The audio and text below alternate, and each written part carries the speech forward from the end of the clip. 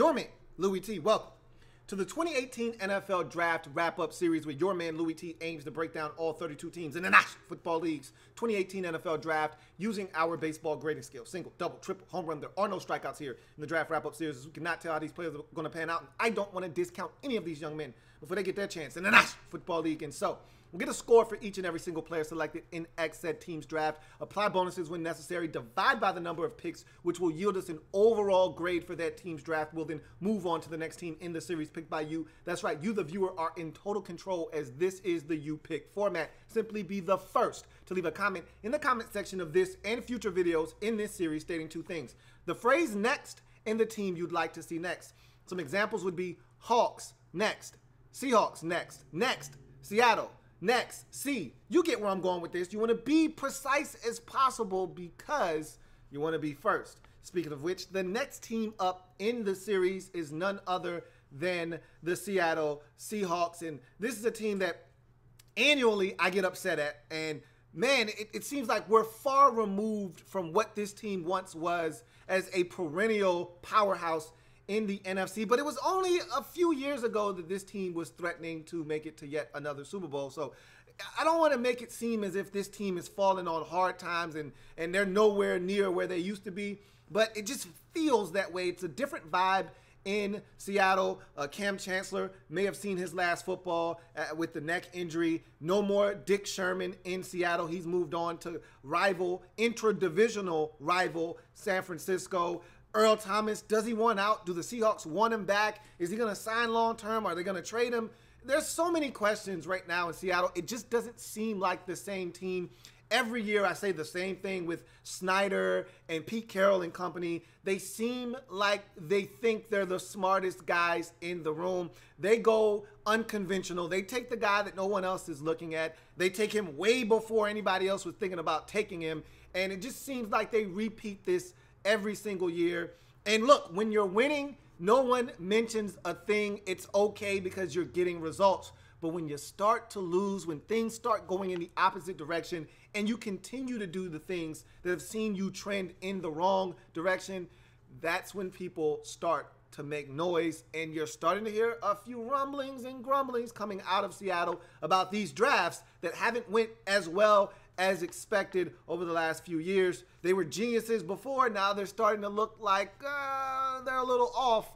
We're going to talk about this draft because a lot of people had a lot to say about this draft. And I'm not going to lie to you. I'm not going to sugarcoat you. Not one of my favorite Seattle Seahawks drafts. As a matter of fact, of all the drafts I've seen, this may have been the most lackluster to this point.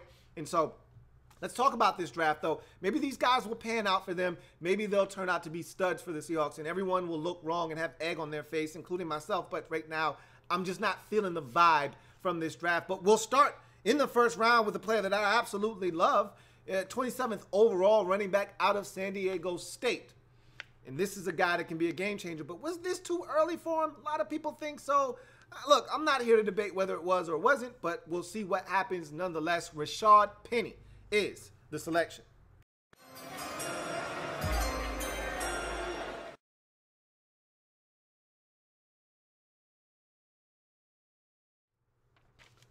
Look, here's the skinny on Rashad Penny. First and foremost, I've already broken Rashad Penny down, so I'm not going to do that here, as I've already done that on the Louie Tee Network. In the playlist section, you will find the 2018 Draft Wrap-Up or Draft Prospects 101 series. There you will find every prospect that I was able to break down prior to the draft, Rashad Penny being one of them. Check out his video and any other prospects that I have broken down on this series there on the Louie Tee Network. But I'll say this, I thought he was one of the most explosive and dynamic backs in this draft. He was by far and away the most versatile, a guy that could catch it, return kickoffs, punts if need be in a killer pinch. He could do that as well. Catch it out of the backfield and, of course, run it. And he was a home run threat every single time he touched it. His tape was so fun to watch.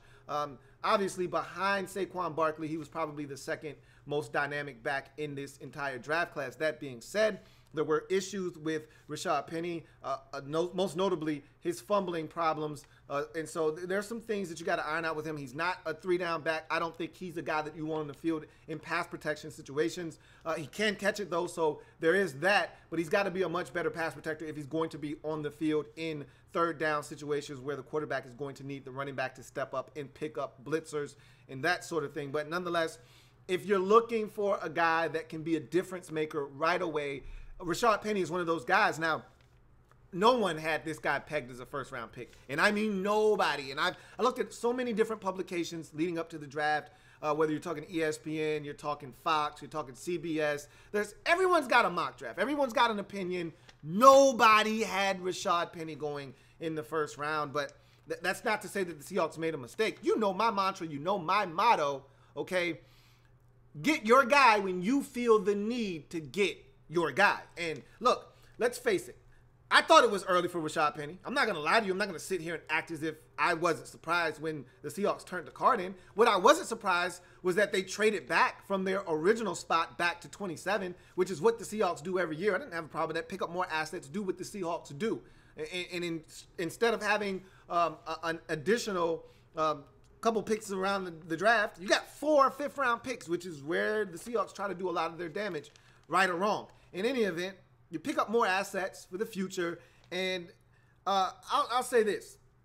Was it early? Sure it was, but you got to think about it from the Seahawks' perspective. Look, they traded back with the thought process of, look, we don't want to take this guy too early, but we don't want to wait too late. If we don't take this guy here, then we're going to have to give up other assets to come back up to get the guy that we really want. Why not just take him now? Because I'll tell you this much, he's not going to be around when we are up on the clock again come, 54, 52, or wherever the Seahawks were slated to draft in the 2nd round. He wasn't going to be there. And frankly, I don't know if they even had a 2nd-round pick now that I think about it. In any event, bottom line is they knew if they didn't get their guy at that moment, they weren't going to get him. So they had to do what they had to do. So I'm not mad at them for that. Just know that I still got to slap you on the wrist because was it a little early for Rashad Penny? Sure it was. I mean, I'd like to think that he was going to be a mid to early 2nd-round pick, but to take him in the 1st round, it was a little early. But look, the guy's a difference maker. And in Seattle, there are not enough of those around. Right now, you're looking at Doug Baldwin, and when healthy, the receiver out of K-State, I can see it. Lockett. That's really all you have right now is Lockett when healthy, and now and Doug Baldwin, the Angry Bird. And then, of course, Russell Wilson is a playmaker onto himself. But you're looking for guys like C.J. Prosise and all those other guys in the backfield to stay healthy. They just don't. And so Chris Carson got injured last year. C.J. Prosise hasn't been able to stay healthy. This is a guy that can come in and be a difference maker for you day number 1. No more Jimmy Graham. You went out and got Ed Dixon. You're going to get a difference maker here in the backfield, and Russell Wilson could use a running mate. And so I don't have a problem with it. But, yeah, it was a little early. I'm not going to lie to you. So in the 1st round, 27th pick overall. Love the fact that you traded back. But in any event, it was a little early. Running back out of San Diego State, Rashad Penny for me is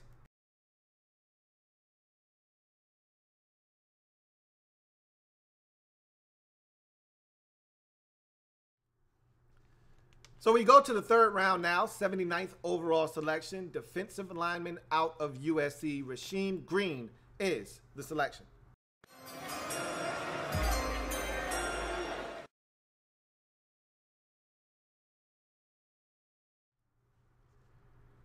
All right, so Rasheem Green was a guy that I heard all pre-draft as a guy that was full of potential, a guy that if you draft him, you may not necessarily get early returns, but if you keep working with this guy, eventually he's going to grow. He's a young guy, all right, came out as a junior, still filling out his frame. You work with this guy long enough, you may get a Michael Bennett return when it's all said and done. I don't know if I necessarily believe that after watching the tape. I'm not going to lie to you. 6'4", 275, 4'7", 340, 34-inch arms, 23 reps of 2 1/4, career numbers, 16 and a half career sacks, 10 of which came in 2017. So if you're looking for the glass half full version, that's great. You got the best out of Rasheem Green in his final year on the campus of SC. 20 tackles for loss. Again, 16 and a half of them are sacks. Keep that in mind. 3 forced fumbles, 8 PBUs. Pretty much he's knocking down the football at the line of scrimmage. And, oh, by the way, 2 block kicks to go along with those 8 PBUs. So he's getting his hands on the football, whether on special teams or on defense. Nonetheless, measurables, I put down in my notes, has really good length with a frame that has room to increase. And I think that's another thing that people are looking at, and the Seahawks were probably intrigued by when looking at this guy. He's really long. He's a long athlete, especially his arms, which accounts for those 8 PBUs. He's a guy in 2 block kicks. He's a guy that can disrupt the passing lane. He's a guy that can win with length. And he's going to continue to grow. I think he's not done growing. 275 may not be where he ends up. He may end up being 285 and rock up and be a little bit more solid and physically built when it's all said and done. He might even get to 290. Who's to say? They moved him around at SC. He didn't line up at one particular position. This guy was up and down that defensive line, and they played a 4-man front. So he was everywhere along those 4 defensive line positions. So he's got some versatility from that standpoint. But athleticism, I put down here in my notes, I don't see the athleticism to be a difference maker. I just don't. Like, everyone kept talking. I kept hearing the name. I guess because he was drafted by Seattle, the first name everybody wanted to throw out was Michael Bennett. And I hate when people do that because Michael Bennett is such a special talent. He's such a unique athlete. And when you say unique, people throw that term around loosely. Unique means he's almost one of a kind. You don't see this very often. Michael Bennett was such a game wrecker. He was such a game changer from the interior defensive line position, and his frame was so different. He was long, he was wiry, but yet he was stout at the point of attack. He could take on double teams. He could split double teams. He was so quick off the snap. He would beat guys. I didn't see any of that with Rasheem Green. So why people felt the need to keep throwing Michael Bennett's name out there as if it was a great comp, I don't see it. I could be wrong. Again, I just didn't see that quickness. I didn't see anything that screamed to me Michael Bennett or a disruptive force up front. I just didn't see it. Sorry. Hand usage, it's solid. Much like his awareness, it's solid. It's not great. It's not going to wow you. Pretty much his entire tape was solid. Nothing wowed me. I had a nice yawn watching his tape. Nothing screamed to me difference maker up front, which is probably why he fell to the 3rd round and why some teams probably didn't have a 3rd or 4th round grade on this guy. A lot of people thought he probably should have went back to school. But again, I'm never one to debate whether a guy should or shouldn't have come out. He did. He's here. And so we'll see what he's able to do at the next level. Point of attack, physicality.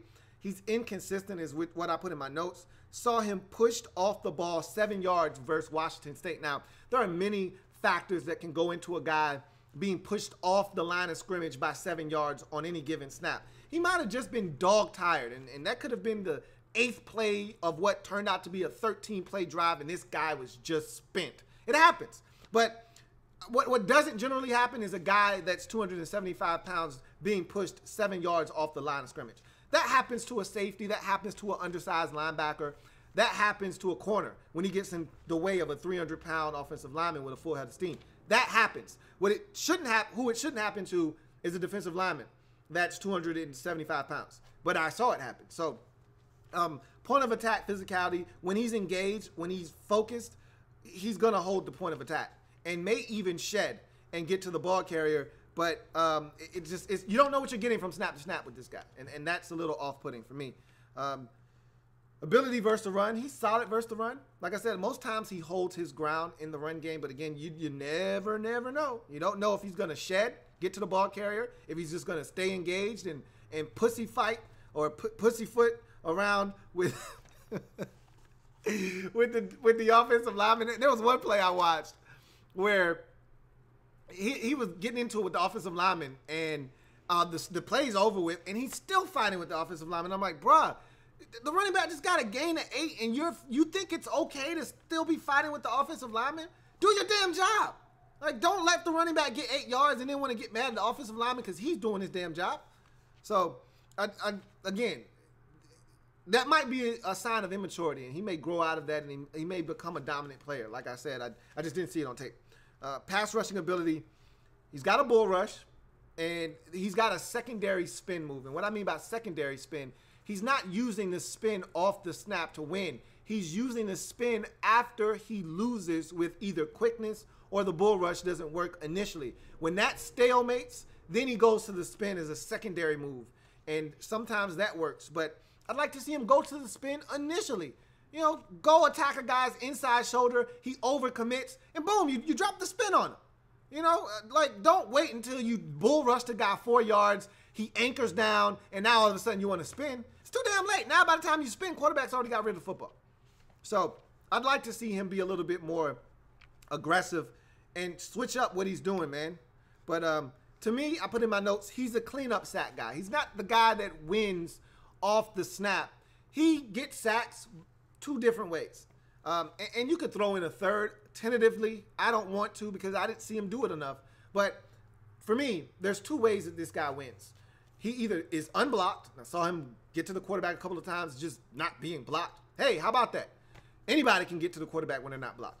And then he's a guy that just is relentless on the play, continues to come, and his teammates do all of the work early, flushing the quarterback. Quarterback's trying to find a way out of the pocket. He can. He's running this way, running that way. One gets a hand on him. Quarterback can't get away, and here comes Rasheem Green to clean him up. That's how he gets 10 sacks in a season. So I don't expect that kind of production at the next level, but again, we will see. Tackling ability, it's, again, much like I've said already, it's solid. It's not great. Slides off a guy versus Colorado. The running back has the football. He starts at his waist and slides all the way down to his ankles and misses the tackle. I've seen him miss tackles. I've also seen him clean guys up. So, again, just the inconsistencies with this guy is what just bothers me a little bit. Here we go with more inconsistency. His motor, it runs hot and cold. I already told you I watched a guy push him 7 yards off the line of scrimmage on a run play versus Washington State.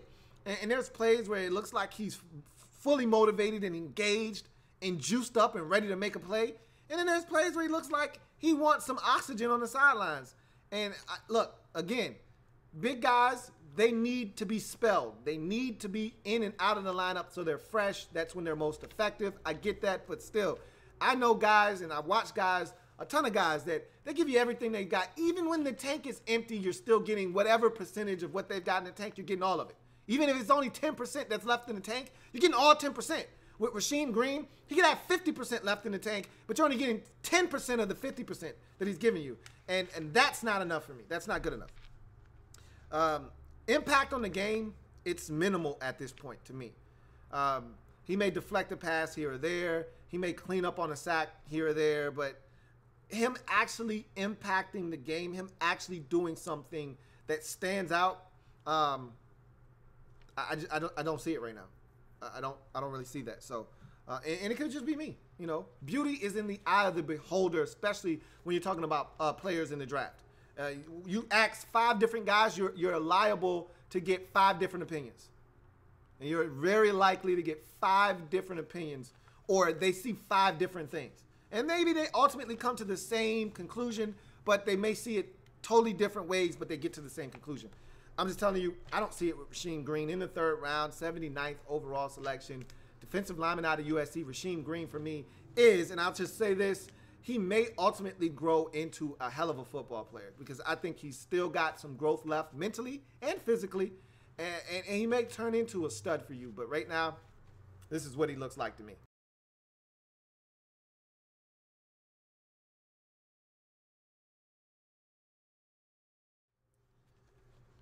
I hope you don't think I was going to disrespect that man with a single. You should know me better than that. But if you didn't, he's a double. Speaking of doubles, this next pick is a guy that I thought really did himself some huge favors post combine, just really building on what he had done at the combine, and he started to turn some heads. 4th round, 120th overall selection, tight end out of Washington. Will Dissly is the selection.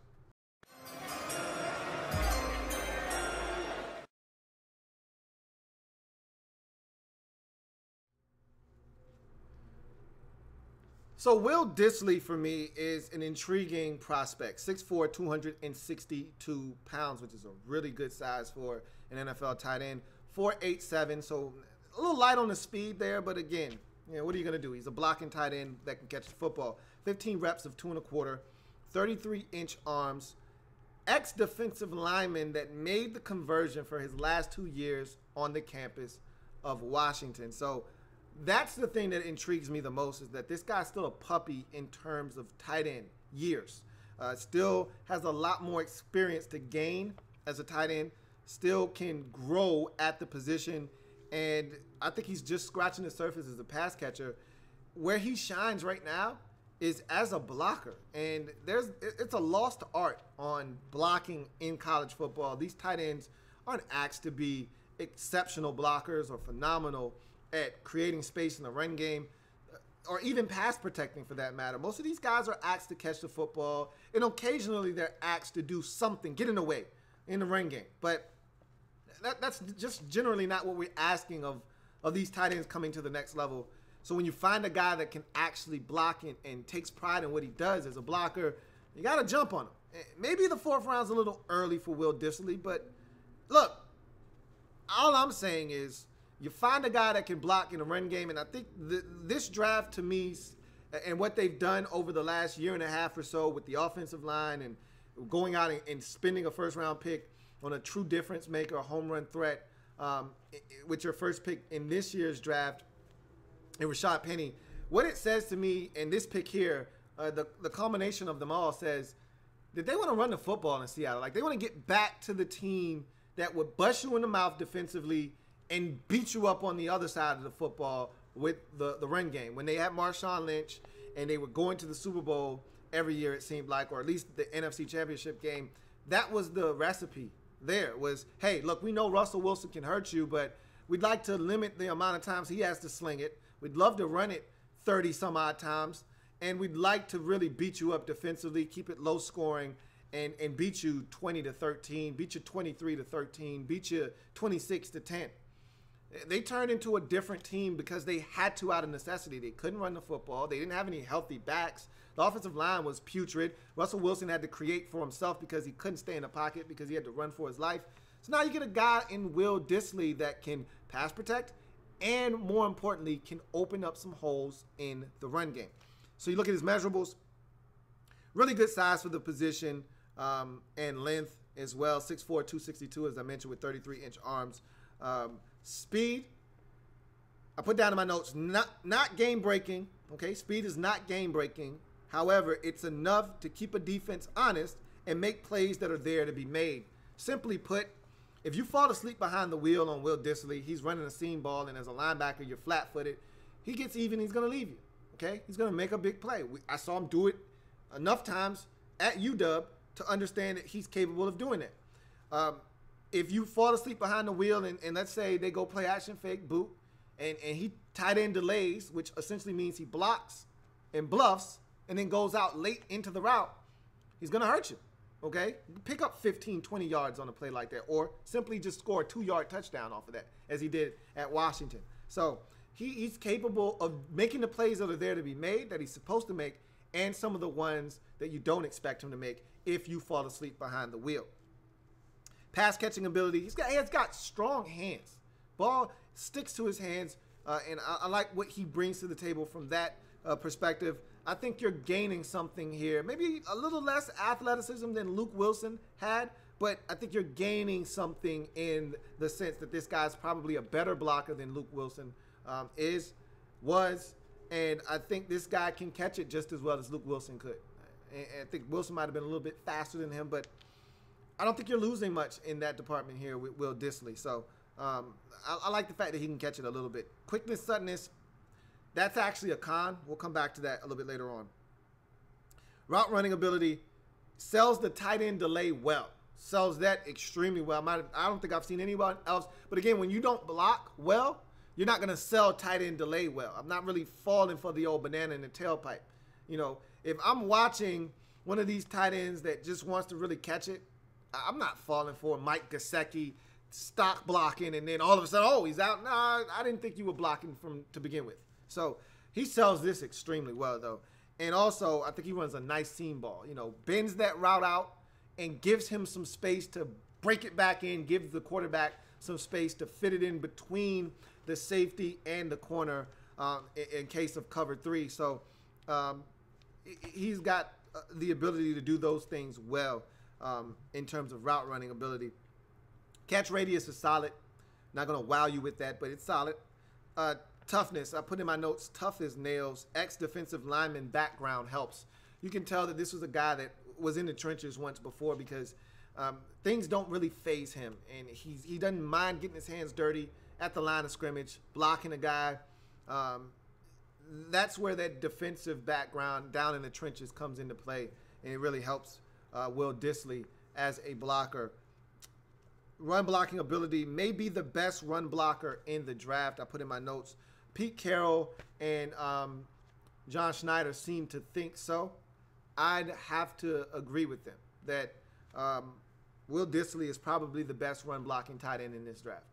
You know, you may find some others that may disagree with me, but from what I've seen thus far, I'd have to agree with that assessment.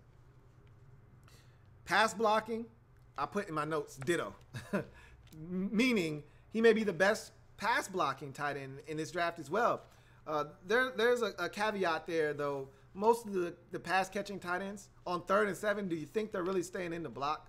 I mean, at the next level, it's rare that you ask your pass catching tight end to stay in and block on an obvious passing down, but it's been known to happen. If I see a team coming with an overload blitz, I may need to change the protection, and that may include the tight end having to stay in and block.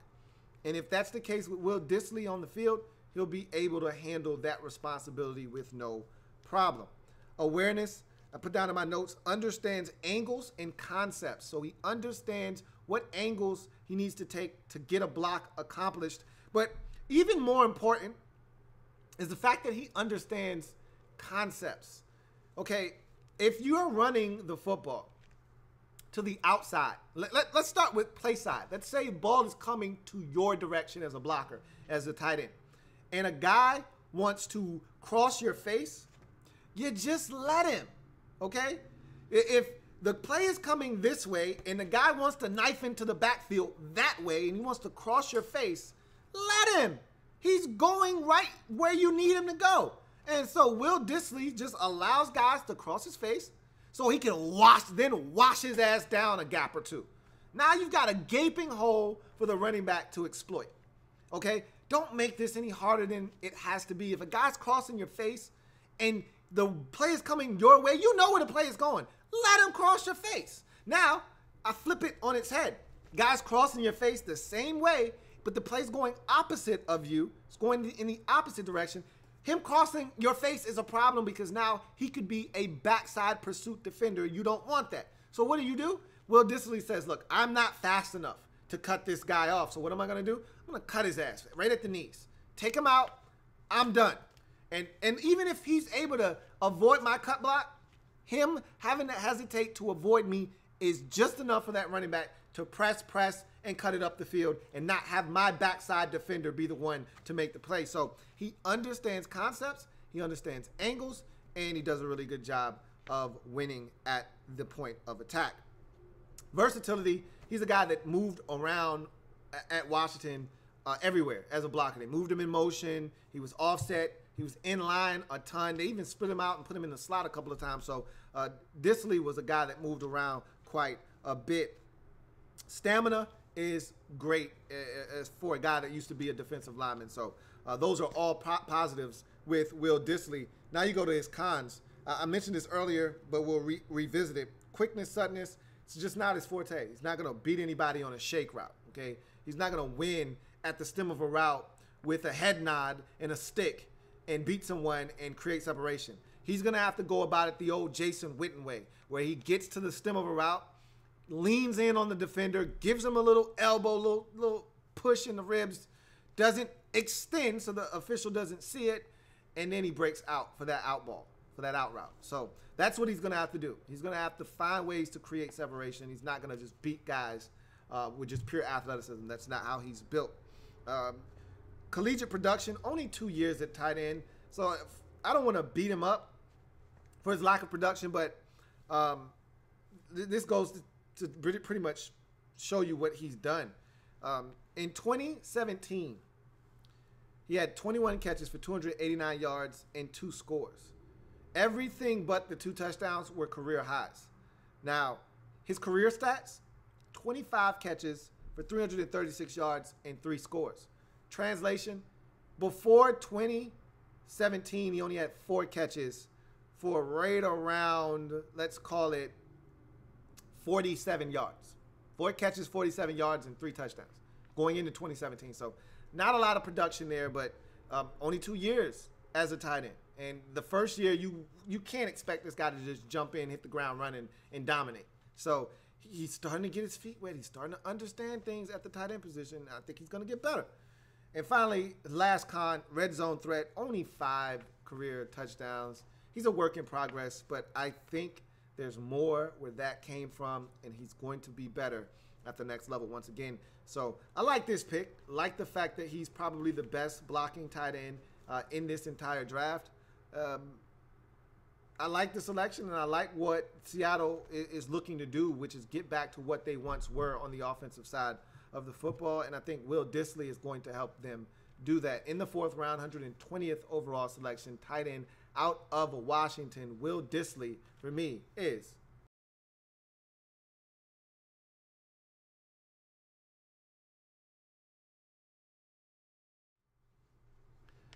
So we go to the 5th round now. 4 5th-round selections for the Seattle Seahawks, and this is what they do annually with the mid to late round picks. They stockpile these, throw as many darts at the board, and see how many they can get to stick. This one is going to stick for sure, and this is probably the feel-good story of the entire draft. He really dominated a lot of the combine coverage, and rightfully so. He's an inspiration to many. And I hope for nothing but the best for this guy. And I think this is a great landing spot to be here with his brother. Obviously, 5th round, 141st overall selection. Linebacker out of Central Florida, Shaquem Griffin is the selection.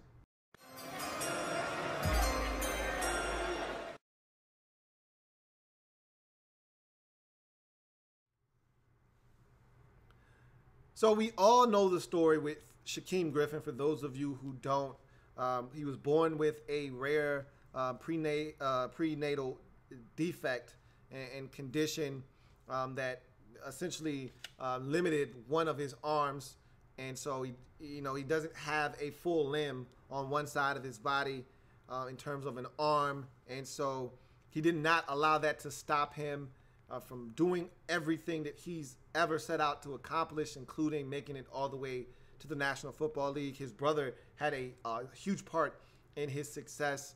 I love that whole story about his brother saying, hey, we're a package. If you want me to come to your school, my brother has to come with me as well. Thought that was awesome. And Shaquille was a standout for you last year, and I think he's going to be the best corner on your team for a 2nd consecutive year, and that's saying a lot because Dick Sherman was on your roster last year, yet I felt like Shaquem Griffin might have been your best cornerback for much of last season. So Shaquem now joins his brother on this roster, and I just think it's awesome that they're going to be on the same team. 6 feet, 227 pounds. He lit the combine on fire with his 4.3 840. That's all anybody ever wanted to talk about. Or what they failed to talk about is this guy put up 20 reps of 2 1/4. Yes, he did. And we watched him put the contraption on his arm and knock it up 20 times. That's exceptional. And then when you watch him on tape, what you realize is, look, strip all of the extracurricular noise and all of the different things that people want to talk about with this guy. Strip that away and just look at this guy for what he is as a football player. You'll be damn impressed with what you see. The guy can play the game of football.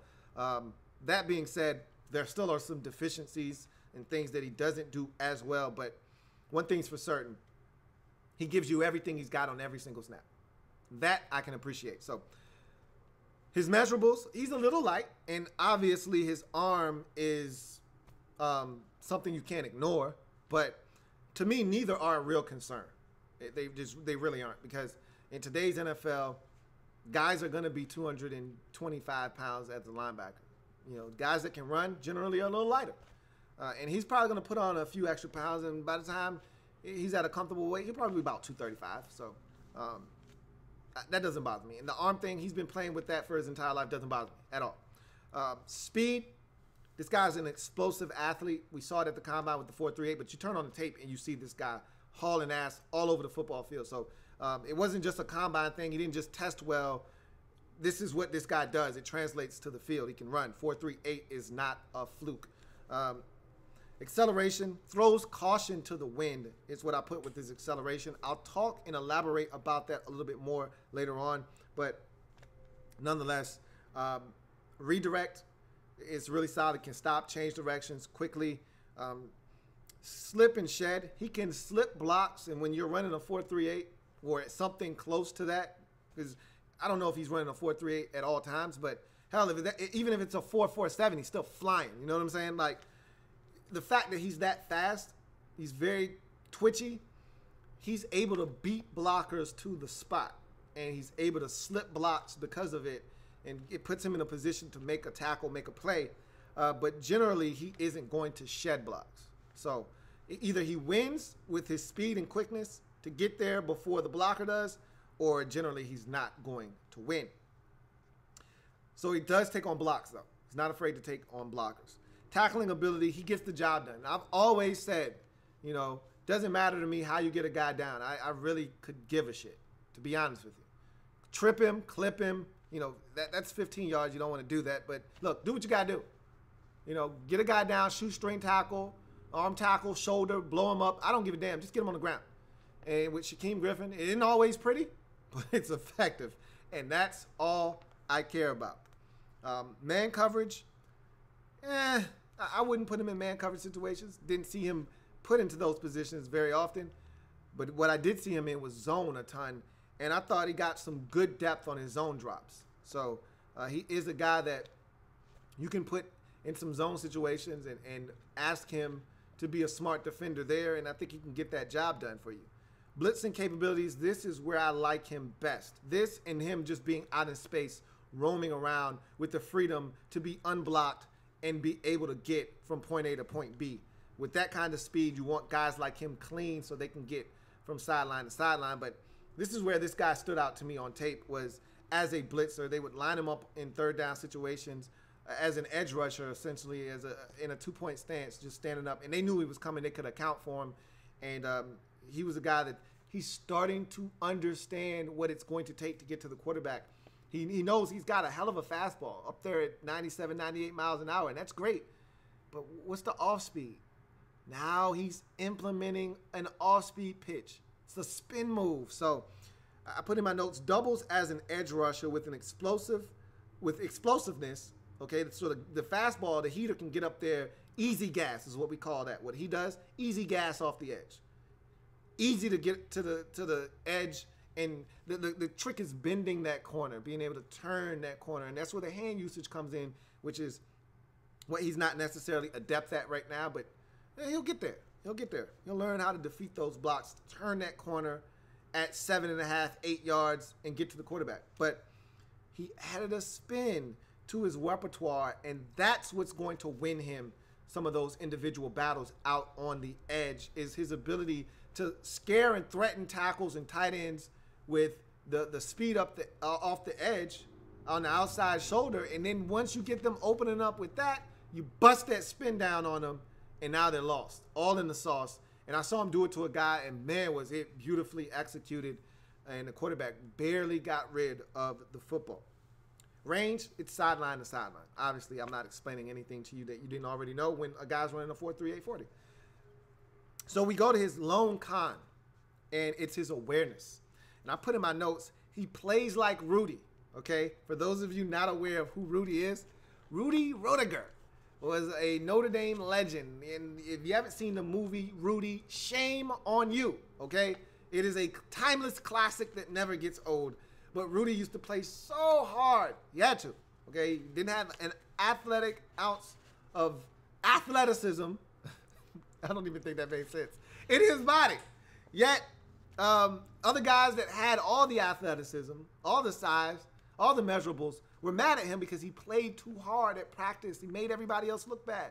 And Shaquem Griffin is one of those guys, he goes hard all the time, but to a detriment. He's overrunning plays. He's over aggressive. He's biting the bait on play action fake. He's running 3 yards, 4 yards the wrong way, chasing a running back who doesn't have the football. You can get him on read option anytime you like. You can get him anytime you like. Yeah, because he's chasing that running back on that fake give. All right, he's chasing that running back. Quarterback's out the back door. You got me. You got me. You know, almost like icebox. You know, no ball. You know, he's got to be more aware of what's going on, man. Remember I told you he throws caution to the wind when I talked about acceleration?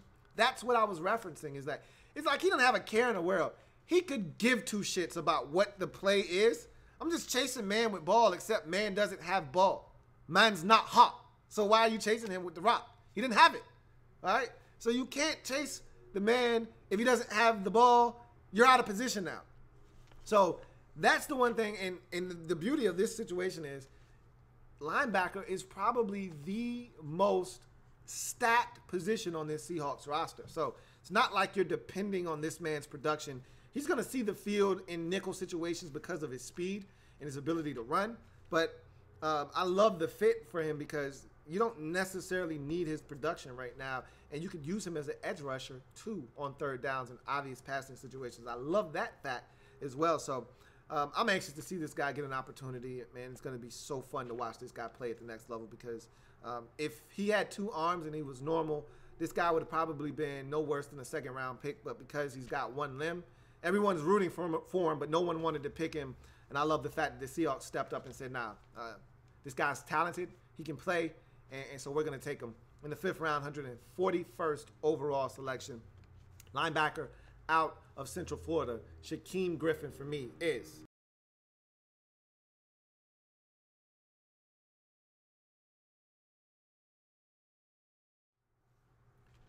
So we go to the next 5th round, and remember, 4 of these for the Seahawks, and we're through 1. This will be the 2nd, 146th overall selection. Safety turned cornerback out of Oklahoma State, Trey Flowers is the selection.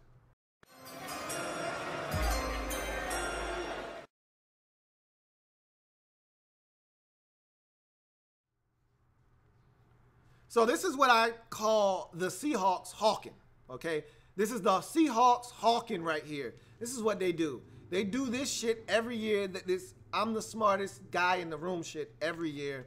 And not to say that they're the only team in the league that tries to convert players from different positions than they played in college.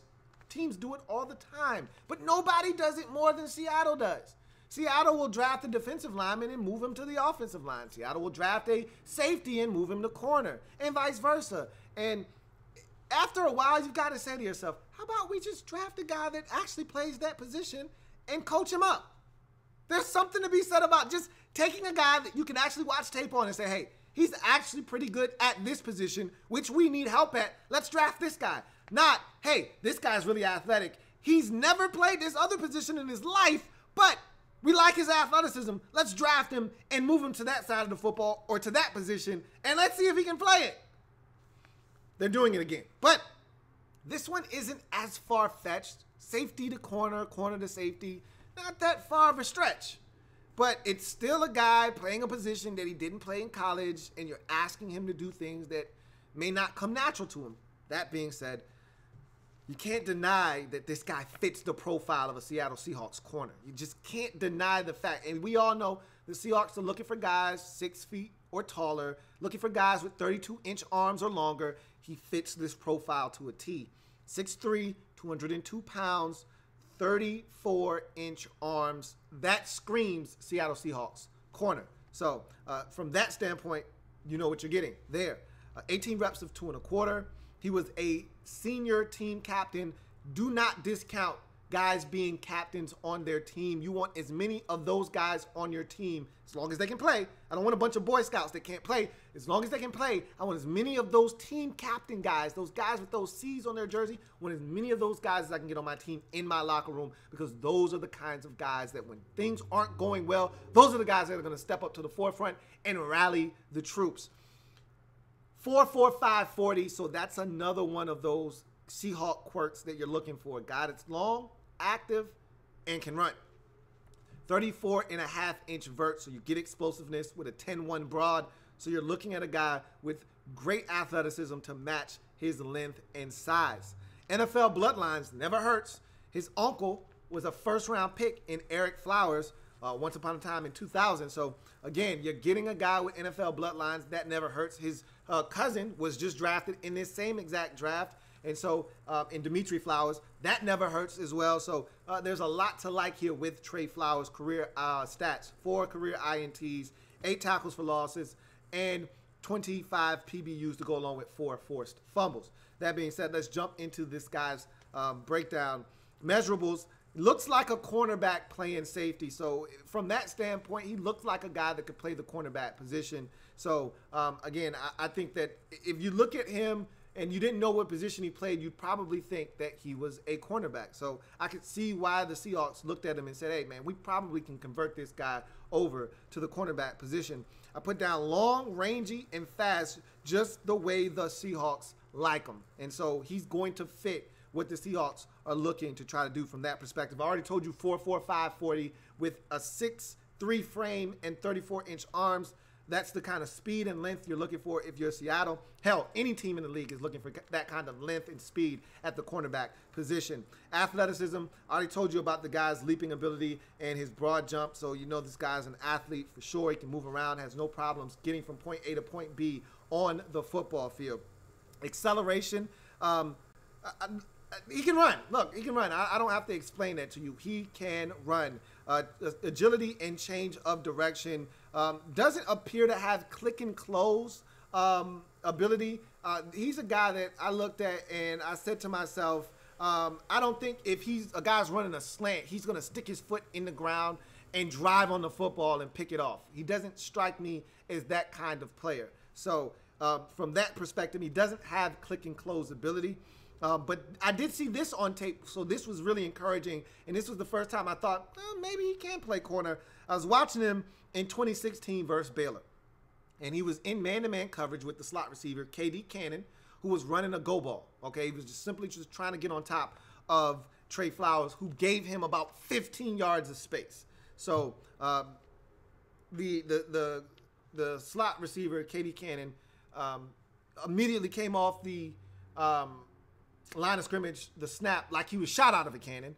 And Trey Flowers had to immediately turn his hips, flip them, and get into his immediate sprint. And I thought it was a seamless transition. Thought he did a good job of feeling where the receiver was and kind of giving him that arm bar just to say, all right, I know where you are. Turned, looked back for the football, located it. It was an overthrow, but it was good coverage from a safety, and that was the first time I said, he might actually be able to do this. So from that standpoint, I think he has the ability to be able to open up his hips, flip them, run, and that sort of thing, which is all you have to do in Seattle's defense as a long, rangy corner. They're not doing a bunch of man and pressing guys at the lines. It's a lot of press and bail for them. You come up, you bluff like you're going to touch them up, and then at the snap, you turn and you bail and you keep everything in front of you. And I think he can do that and do it well. So that play spoke to me, and that might have been the one that made me say, that looks like a Seattle Seahawks corner if I've ever seen one. So we'll see. Look, locate, and contest. You know, for me, you've got to be an LLCer. He has the ability to do that. Well, I just told you on that particular play, he looked back. But there were other plays where he didn't look back. So it's a mixed bag. We'll see what happens. I think in situations where he's in man, he's not comfortable enough to look back.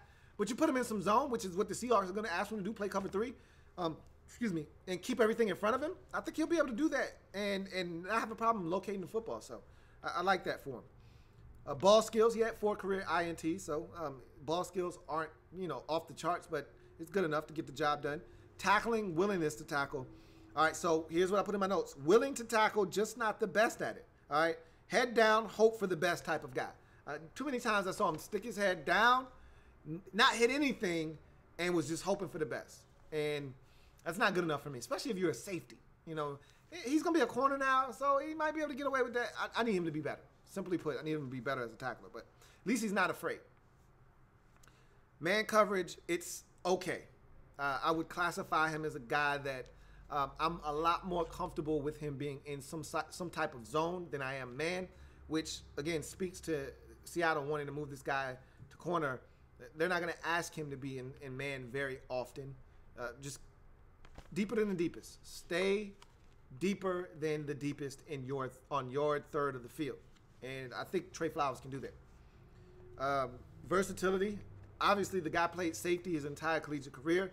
Now you're asking him to play corner. If need be, if he has to go back to safety, he can. So there is a level of versatility there with Trey Flowers. And oh, by the way, he did play over the slot as a safety in college. As a free safety, he played over the slot quite a bit. So in a pinch, he may be able to play over the slot. I'm not asking you, and I'm not telling you to stick him over the slot against a shifty, small 5'8", 5'9" receiver that can go in and out, break a dude off. But if a team wants to put a bigger receiver or a tight end in the slot, Trey Flowers has no problems covering that guy up. So you go to his cons. Anticipation and awareness is the one thing that I have right now as a con. Lacks that cornerback. I said lacks that as a cornerback, will have to acquire that trait. Right now, he just doesn't anticipate routes very well. His awareness of what's happening around him, what receivers are trying to do, how they're trying to set him up. I just don't feel like he has that feel right now for what he will have if he gets the repetition at the cornerback position. He'll start to see how guys are setting him up, how guys are widening him to try to get inside, or how a guy might tighten his split because he wants to get to the outside. He'll start to pick up on those things. Right now, I don't think he's adept at that. It's seeing what guys are doing and how they're trying to set him up. And so he's the type of guy that you can bait into thinking, oh, about to run the post? Nope, running this corner route. You know, oh, about to run this in? Nope, I'm running this whip route. I'm going back outside. So those things will come. I think eventually it'll come. But right now, he just doesn't have any experience as a corner. And when he was in some slot situations, I saw him beat on some routes. So I'm like, you probably could have done a better job covering that. So we'll see what happens. But this is Seahawks hawking right here. This is what they do. Take a guy, flip him, put him in a different position. Trey Flowers. This isn't a big stretch, though. This isn't the types of J.R. Sweezy type stretches that we've seen in the past. But I'm anxious to see how this works, because I don't love your cornerback position right now. If Byron Maxwell's the best you got as your second cornerback, you have a problem. So I'm not opposed to seeing Trey Flowers get an opportunity. I don't know when that opportunity is going to come, but I expect him to make this roster and to have a shot. So in the 5th round, 146th overall selection, cornerback, I guess, let's call him a defensive back out of Oklahoma State. Trey Flowers, for me, is...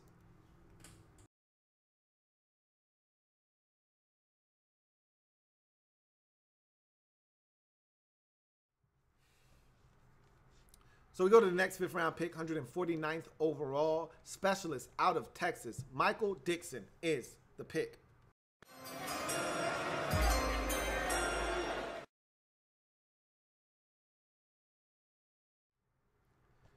So a lot of people killed the Seahawks for this pick. Look, they didn't break any of my rules, so I don't have a problem with this. Sure, they traded up to go and get him, but they traded a 7th round pick. I mean, what are we really complaining about here, guys? It's not like they did what the Buccaneers did a few years ago when they went up and got Roberto Aguayo, the GOAT.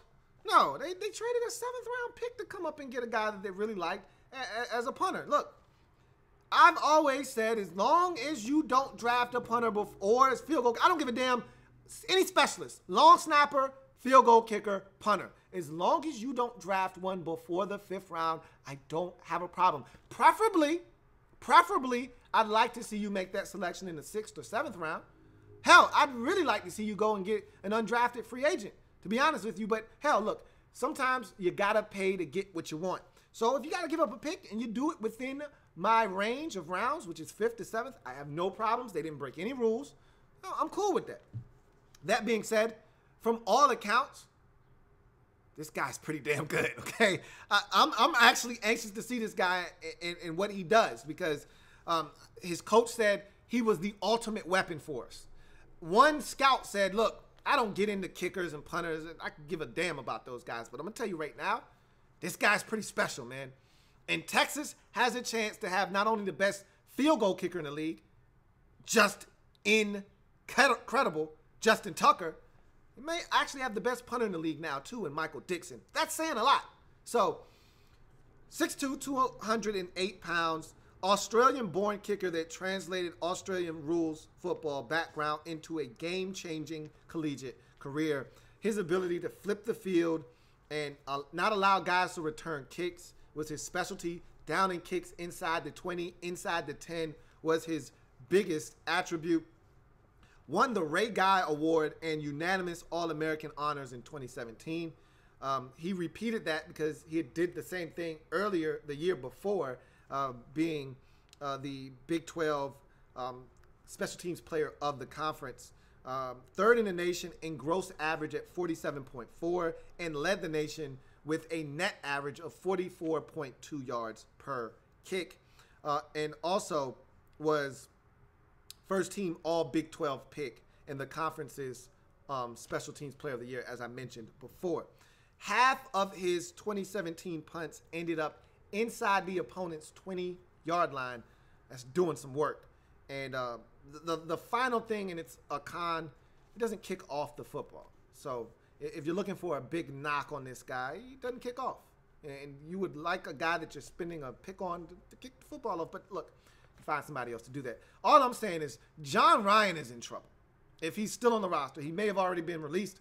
If he's still on the roster and they're going to give him a chance to compete, boy, John better kick his ass off. Because generally when a team spends a pick on a specialist, his ass is making the team. It's rare. It happens. The Chiefs cut their, or the Cincinnati Bengals cut their field goal kicker that they drafted. And he ended up going on to kick with Kansas City and won a spot there. But generally, team spends a pick on a guy, they're intending on keeping him. And this guy sounds like he's legit.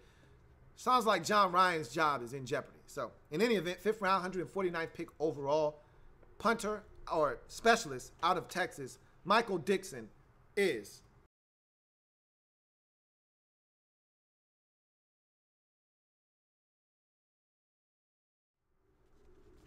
the fourth and final of your 5th round selections, 168th overall, offensive lineman out of the Ohio State University, Jamarco Jones is the pick.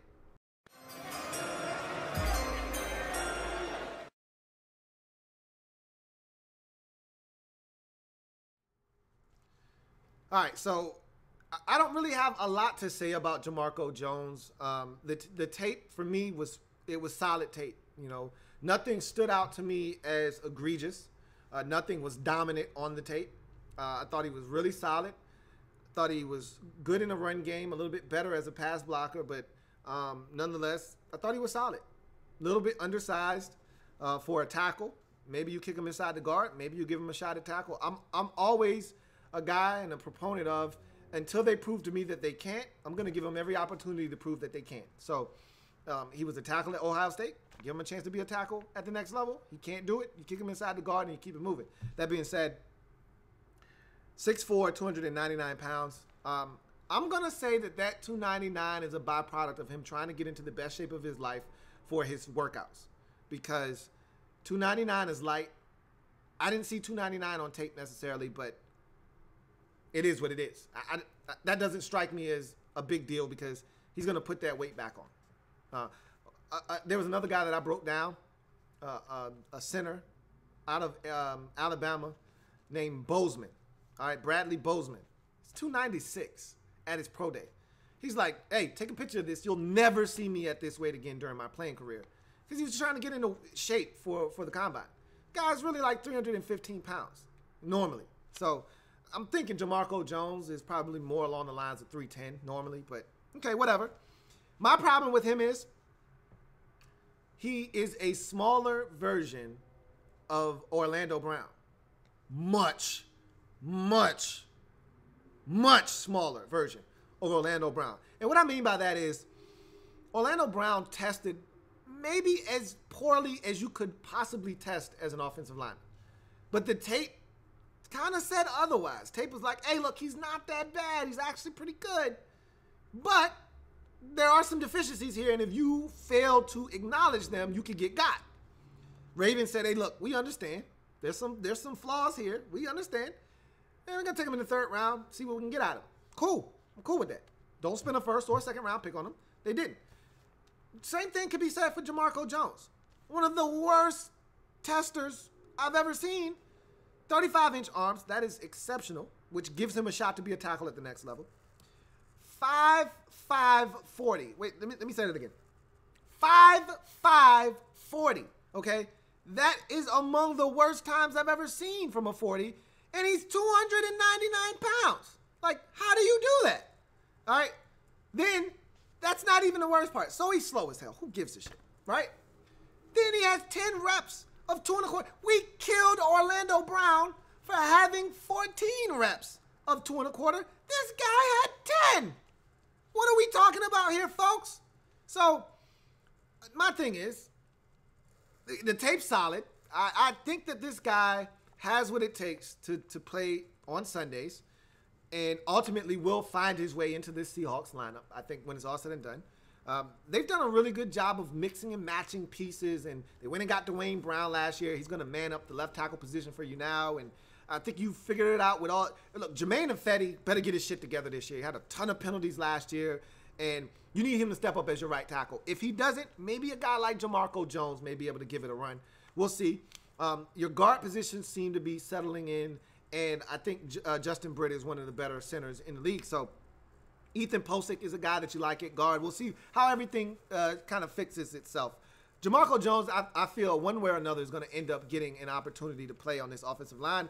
And all I'm saying is that there are a number of deficiencies here, but the tape was pretty damn clean. And because the tape was so clean, I'd like to think that he can do this. He can get it done at a high enough level that we can ignore the 10 reps of 2.25. We can ignore the 5'5", 40. But right now, I don't love it. I'll tell you that much. If I'm on the fence, and when you watch his tape, it's solid tape. But if I'm on the fence about this guy and then I go to his combine breakdown and I see his pro day times and his bench and all that stuff, and I'm like, no, I'm good. I'm going to pass. So either you don't care enough or you just aren't good enough.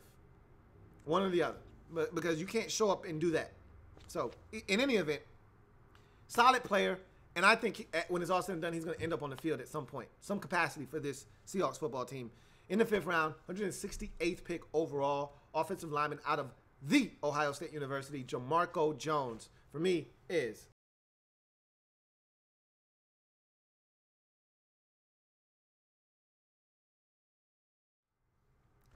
So this next pick is the one that I probably despise the most in this draft. 6th round, 186th pick overall. Edge rusher out of Temple, Jake Martin is the selection.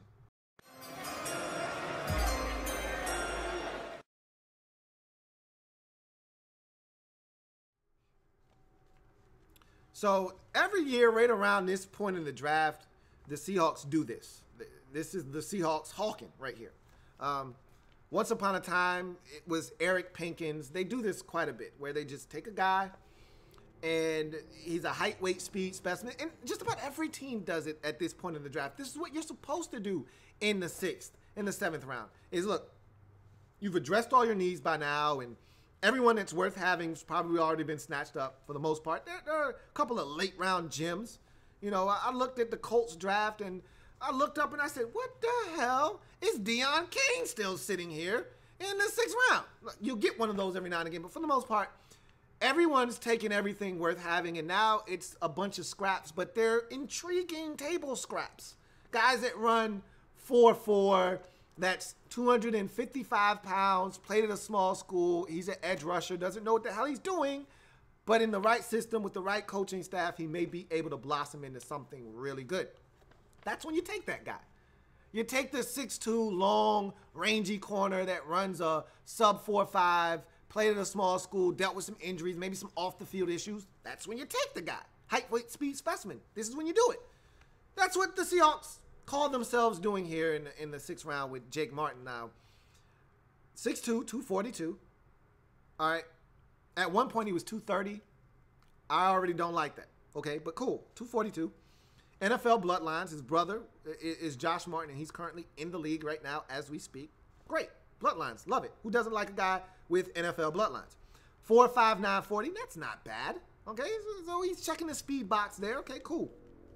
1 year wonder. Okay, was a backup for every game of his career for the last 3 seasons, but 1 game. All right, was a backup in every single game for the last 3 seasons except for 1 game, and then he gets an opportunity to start, and he makes the most of it in 2017 for the Minutemen of Temple. But his 17 stats, 8 sacks, 11 tackles for loss. Remember, those 11 tackles for loss, 8 of them are sacks, and 2 forced fumbles. So, okay, so you're telling me that this guy might be able to do something. So I turn on the tape, and I'm excited because I'm like, undersized edge rusher with 8 sacks after finally getting a shot. He might have some juice to him. Let's check this tape out. So I put on Notre Dame. I'm like, okay, if he's good, he may not get to the quarterback, and he didn't in that game. But I said he's going to flash once or twice against Mike McGlinchey. Maybe Quentin Nelson. Maybe he's running a stunt and he has to go against Quentin Nelson. He's going to flash once, and I'm going to say, I see it. Yeah, okay. Nah, I didn't see it.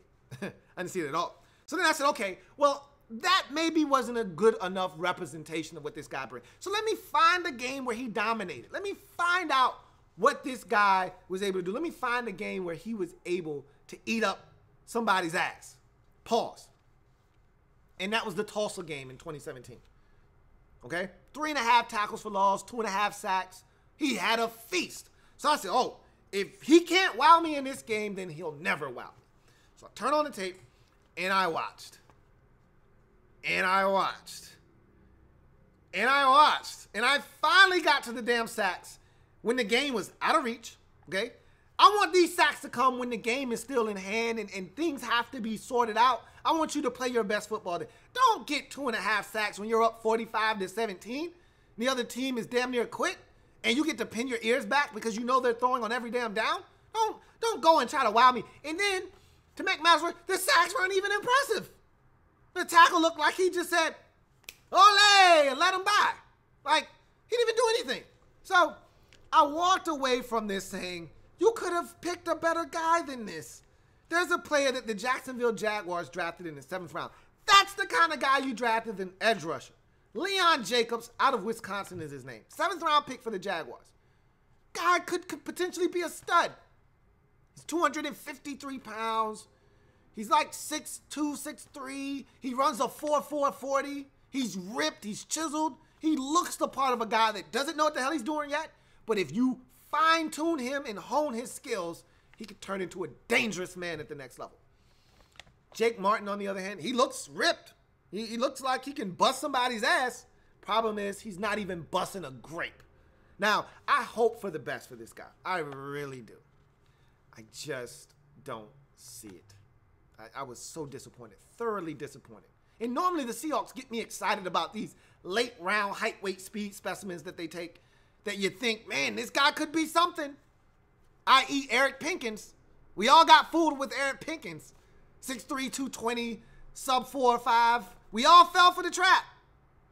I'm not falling for this one, man. I'm just not.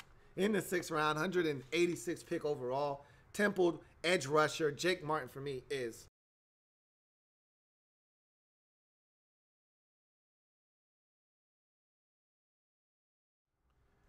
So we wrap up this Seahawks draft in the 7th round, 220th overall selection. Quarterback out of Florida International, Alex McGough is the selection.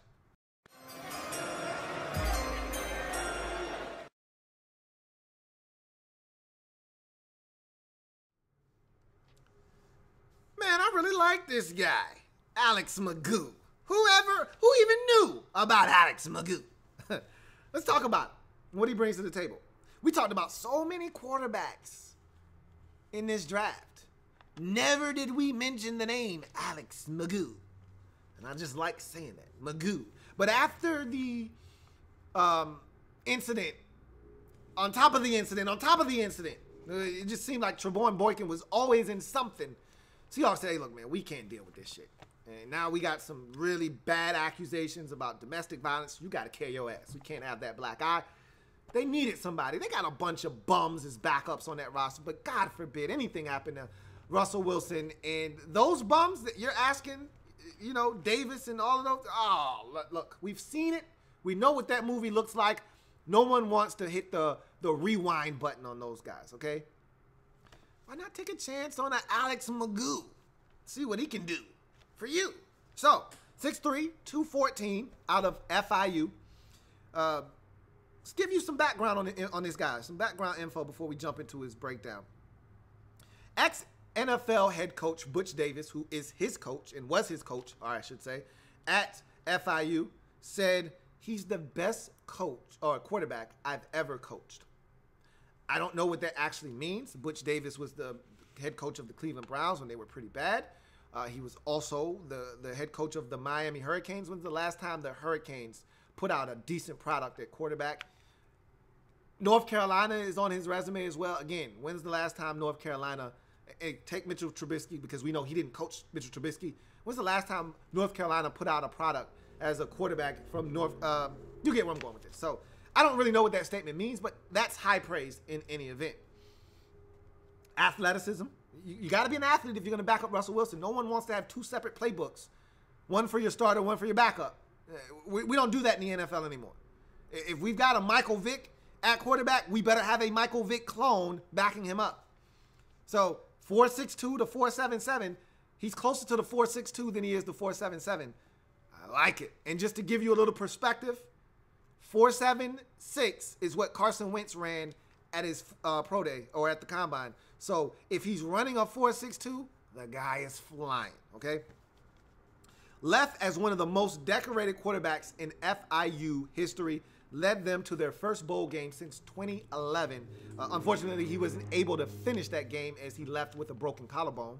Speaking of which, he had an injury in 2016 that cost him 3 games, and he broke his collarbone in the final game of his career versus Temple in the bowl game, which sucks. You worked 3 years, took your lumps. You finally are able to take your team to a winning record, 8-5, and to a bowl game, and you're not able to finish it. Sucks, but such is the game and life. 45 games as a starter. Here's his career stats. 806 completions, 1,335 attempts for 9,091 yards, 65 touchdowns, 37 INTs for a 60% completion percentage. Also, some rush numbers for you. 308 career rushes for 535 yards and 16 scores. So, with that being said, solid measurables at 6'3", 214 pounds.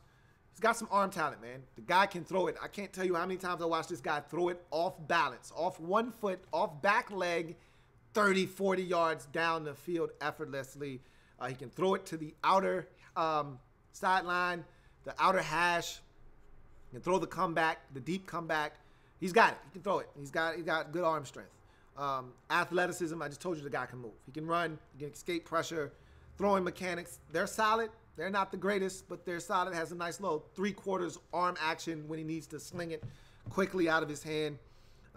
Footwork, it can be a little volatile at times because he's the type of guy that gets out of the pocket very often and will throw from all kinds of different planes.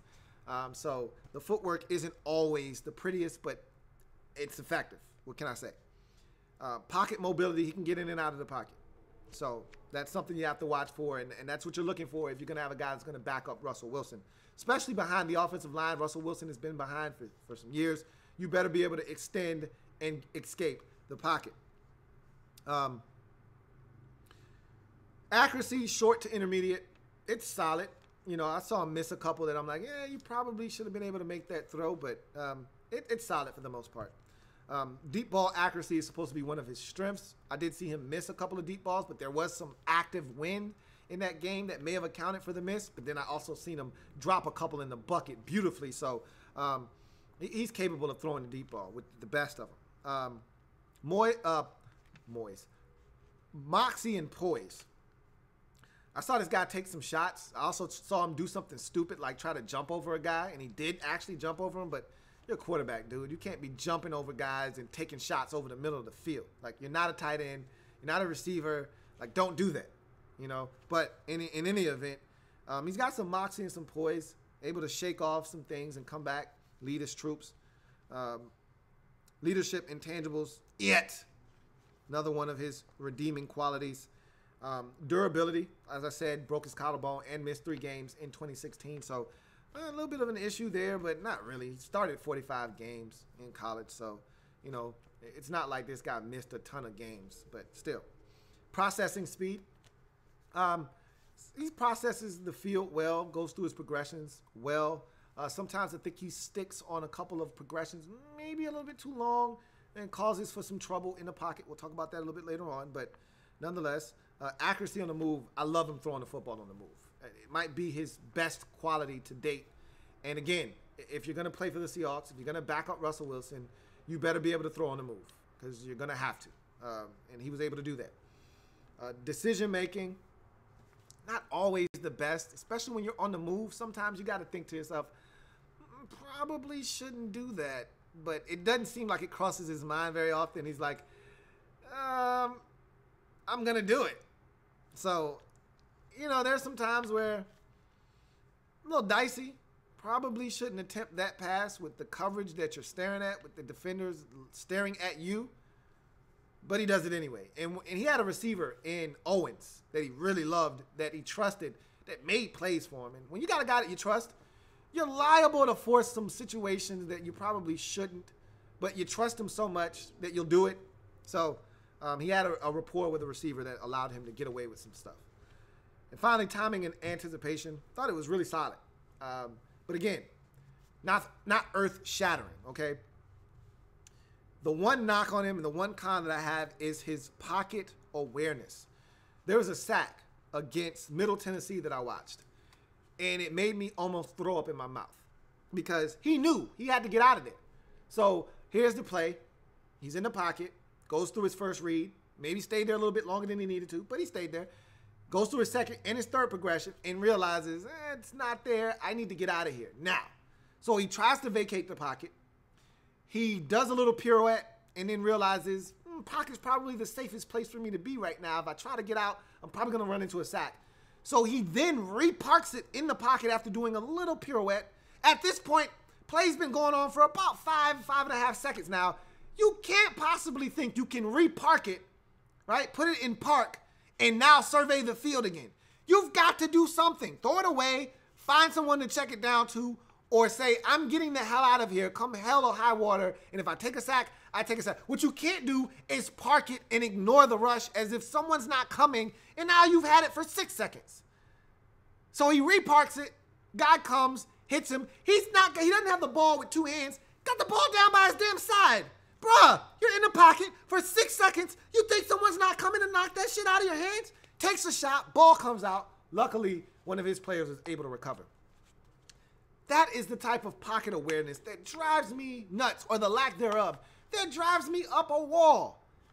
That's generally what you get, though, from guys who view themselves as playmakers. They never want to quit on a play, and because of that, you get silly mistakes like that. And I'm pretty sure you've seen your fair share of them with Russell Wilson.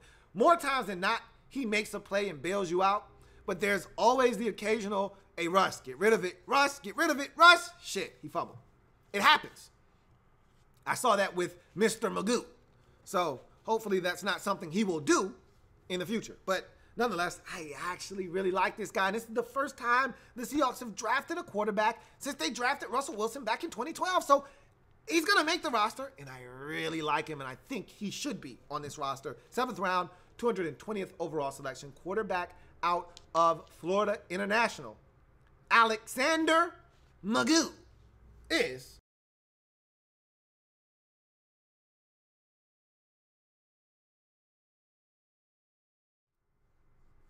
so if you're looking for a breakdown of or a listing of all the scores of each of these players that were selected in this draft for the Seahawks, go to the website louieteenetwork.net. Make sure you check out the podcast as well, Louie Tee Network podcast. Also, sign up for that. Sign up for the website. Make sure you subscribe to Louie Tee Network if you haven't already done so. And not my favorite Seahawks draft, as I mentioned at the top of this program. A lot of people question some of the moves made in this draft, as do I. I didn't love all of the players selected. I did like the fact that you got a playmaker in Rashad Penny. Do I love where you got him? Maybe not. But again, I'm not going to kill you for that because you got the guy that you felt like you needed to get when you got him. And you felt like you needed to get him at that time, so you did. I don't have a problem. People questioned you about your punter. Got him in the 5th round. You didn't break any rules. I don't have any problem with you giving up a 7th round pick to go up and get him. I don't have any problems with that. People questioned, why didn't you draft the corner? Well, they said, hey, we actually did. So that's the Seahawks hawking. Didn't love the pick of Jake. Jake, I can't even remember his last name. See, that's how little I think of him right now. I could be wrong. I don't love Rasheem Green. Here's the draft score.